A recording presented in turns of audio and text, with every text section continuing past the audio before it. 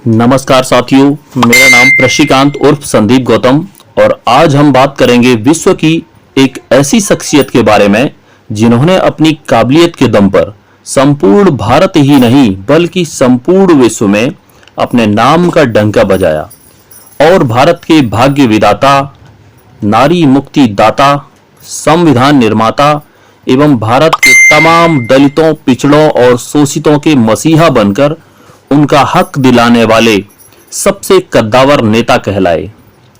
साथियों, क्या अब भी आपको उनका नाम बताना पड़ेगा? अगर आपको अभी भी उनका नाम समझ में नहीं आ रहा है तो सुनिए उनके बारे में। साथियों, देश की एक ऐसी शख्सियत जो अपनी चार संतानें खोने के बावजूद भी अपने परिवार की परवाह किए बगैर देश के लाखों करोड़ों दलितों, शोषितों और पिछड़ों के हक दिलाने के लिए, उनके अधिकार दिलाने के लिए अपना संपूर्ण जीवन न्यौछावर करने वाले, गांधी जी को जीवन दान देने वाले, विश्व ज्ञान के प्रतीक कहलाने वाले, क्या अभी भी आपको उनका नाम बताना पड़ेगा?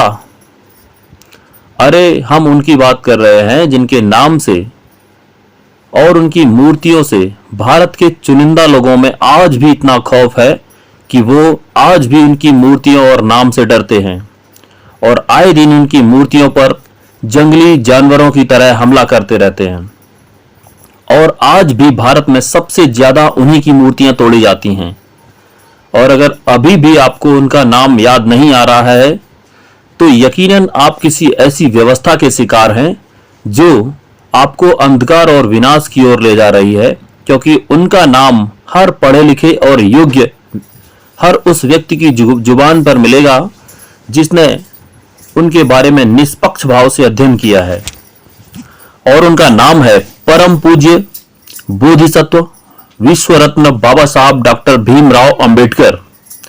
ये नाम सुनते ही कुछ घटिया मानसिकता के लोगों के रोंगटे खड़े हो जाते हैं। आखिर बाबा साहेब ने ऐसा क्या किया जो लोग आज उनकी मूर्तियां भी हजम नहीं कर पा रहे हैं? और आखिर ऐसा कौन सा काम किया बाबा साहब ने जो कुछ लोग आज भी उनके नाम और काम से नफरत करते हैं? आइए हम बताते हैं आपको कि बाबा साहब ने ऐसा क्या किया। साथियों, बाबा साहब ने देश में फैली तमाम कुरीतियों को समाप्त करने, एकता और अखंडता की बात की जो कुछ लोगों को नागवार गुजरी। बाबा साहब ने देश में फैले छुआछूत, ऊंच नीच, जाति भेद, लिंग भेद को खत्म करने की बात की जो कुछ लोगों को नागवार गुजरी। बाबा साहब ने समान शिक्षा, नारी शिक्षा, स्वास्थ्य व्यवस्था, न्याय व्यवस्था में संविधान के माध्यम से सबको बराबरी के अधिकारों की बात की जो कुछ लोगों को नागवार गुजरी। बाबा साहब ने देश में जाति व वर्ण व्यवस्था को खत्म कर समानता के आधार पर लोगों को उनके अधिकार देने की बात की जो कुछ लोगों को नागवार गुजरी। बाबा साहब ने दलितों, पिछड़ों और शोषितों को उनके अधिकार और बराबरी का दर्जा दिलाने की बात की जो आरक्षण व्यवस्था के माध्यम से उनको उनके हक देने के लिए कहा। ये बात भी कुछ लोगों को नागवार गुजरी। और ये बार बार मैं जो बोल रहा हूं कि कुछ लोगों को नागवार गुजरी, आखिर ये कुछ लोग हैं कौन?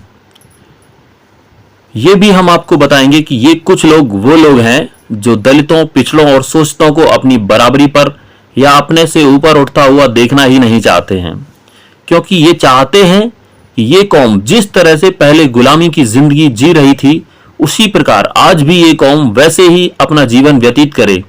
इसीलिए ये लोग बाबा साहब के नाम और उनकी मूर्तियों से नफरत करते हैं और आए दिन जहां मौका मिलता है उनकी मूर्तियों को निशाना बनाते हैं। अभी हाल ही में औरिया जनपद के जुआ गांव में बाबा साहब की उंगली और संविधान की पुस्तक को क्षतिग्रस्त किया गया है। निरंतर भारतवर्ष में, संपूर्ण भारतवर्ष में कहीं ना कहीं किसी भी राज्य में आए दिन ये घटनाएं होती रहती हैं। देश का कोई भी राज्य ऐसा नहीं बचा है, राज्य तो छोड़िए, किसी भी राज्य का कोई भी ऐसा जनपद नहीं बचा है जहां बाबा साहब की प्रतिमा क्षतिग्रस्त न की गई हो। इससे प्रतीत होता है कि लोगों को बाबा साहब के द्वारा दिए गए समानता के अधिकारों को संविधान रास नहीं आ रहा है। साथियों, देश में आज जो हालात हैं वो वास्तव में देश समस्त व्यवस्थाओं को बेहद नाजुक स्थिति की ओर ले जाने के संकेत दे रहे हैं और इसके जिम्मेदार हम सब होंगे। बाबा साहब ने किसी के साथ कोई अन्याय नहीं किया, लेकिन फिर भी कुछ लोग उनसे इतनी नफरत क्यों कर रहे हैं? इसकी वजह सिर्फ यही है जो हम आपको बता चुके हैं। साथियों, जो लोग संविधान में आरक्षण को खत्म करने की बात कर रहे हैं, हम भी उनका साथ देने के लिए तैयार हैं। लोग कहते हैं कि आरक्षण केवल 10 साल के लिए था, अब खत्म हो जाना चाहिए, पर मुझे इस बात का ये जवाब दें और बताएं कि आरक्षण जब 10 साल के लिए था तो अभी तक खत्म क्यों नहीं किया गया? और इसके खत्म न होने की वजह यह है कि ये आज तक सही मायने में आरक्षण 100% लागू ही नहीं हो सका, क्योंकि आज भी दलितों, पिछड़ों, शोषितों के साथ छुआछूत, ऊंच नीच, भेदभाव एवं अन्याय होता आ रहा है। आज भी दलितों को मंदिरों में जाने पर पिटाई की जा रही है। आज भी बहन बेटियों के साथ अपराध हो रहा है।